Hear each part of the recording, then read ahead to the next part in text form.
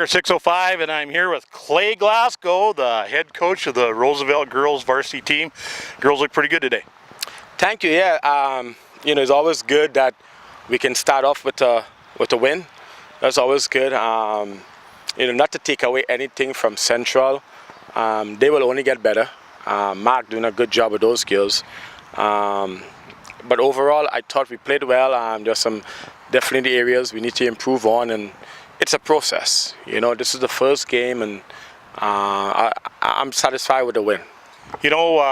Your keeper didn't have too much work to do, although they did get a couple breakthroughs. For a young team, they got a couple fast girls in that team. Definitely, I think they have a couple of 9th graders, like 8 or 9. They're a team to look forward to in the future. But again, I only seen progress with them, and hopefully, by state time, they're playing better. That's the goal, that all teams play better by state tournament. Obviously, that's our goal. So, I was pretty impressed with the way your girls were connected. I mean, they're already knowing where teammates are making runs and finding those lanes, and they, for much of the game, did about whatever they wanted, until they got to the 18. I thought we did well, certain aspects of the game. We were bringing the ball out to the back pretty good, connecting in the midfield. I think we got some work to do in the final third of the field. Decisions making, need to play faster. But again, it's a process. But overall, there's a lot of positive to bring out to these games, more than negatives. Well, yeah, you could see that, and one of the things I was videoing down from the Central side, and just enjoyed listening to Mark talk to his girls, because everybody knows they're young, but he's not letting that be an excuse for them. He's having high expectations, and just like you have with your team, and that is what leads to teams being ready to play by state tournament time. Definitely, you as a coach, you got to have high expectations of each player individually as well as collectively. You just hope and pray that come game time they execute that. But it all starts with your practices. I'm a strong believer in you practice how you play. So my practices are very intense, short. We really try to make our practice effectively and efficiently as much as possible.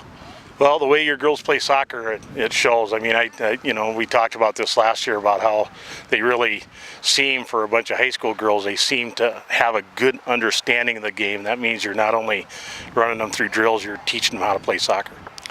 That's a great point, because a lot of these girls have college aspirations. They want to go on to college, and and that was one of my philosophies. How can I prepare these girls so when they go into college, they're fitting right in? It's not like a whole new world to them. So yes, my practices is geared towards a college level. It's hard, especially if you're a freshman coming in, because there's a lot of demands, physically, emotionally, psychologically, you name it. I put a lot of demands, and that's the only how you can get better.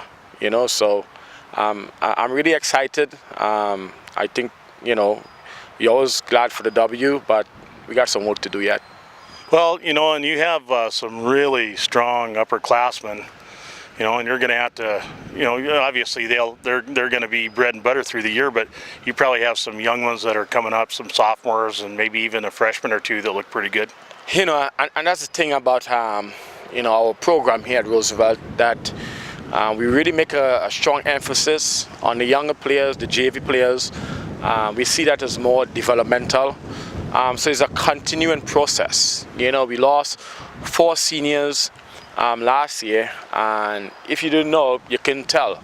So it's a continuing development process. You should know that these guys had 8 seniors left this year. So hopefully next year, we can say the same. Now when teams saw us or coaches saw us, they'll be like, "Is that the same team from last year?" They got to ask that question.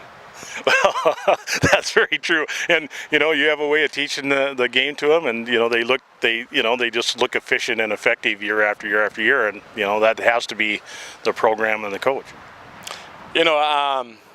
I can only do so much. At the end of the day, it's a player game. You just got to hope and pray that everything you instill in them at practices, that come game time, hopefully they were listening and doing what they were supposed to do at practice. So come game time is easy, you know. But again, very coachable group. They're willing to learn. They have the passion for the game, which I think is important. You know, and it's just great to watch a game when you know that there are areas that you work on for the past week or two, and you've seen it execute on the field. For me, that's where I reap the most reward, is when I see them on the field and they're executing the stuff that we practice. Well, that's why coaches coach, for most of them anyway, isn't it? I totally agree, you know. That's a real reward. Well, Coach, thanks very much. I'm going to let you get out of here. Girls look great today. Obviously, we're going to be able to get to see them play, and you know, you got a big target on your back already, and you will have all season, but that's nothing new to your girls. So best of luck to you, and hope you stay healthy, and we'll be watching you as the season goes along. I appreciate you guys coming out, and thank you. And you know, the girls and I'm excited about seeing you guys out here. I appreciate everything you guys do as well, and you have a good day.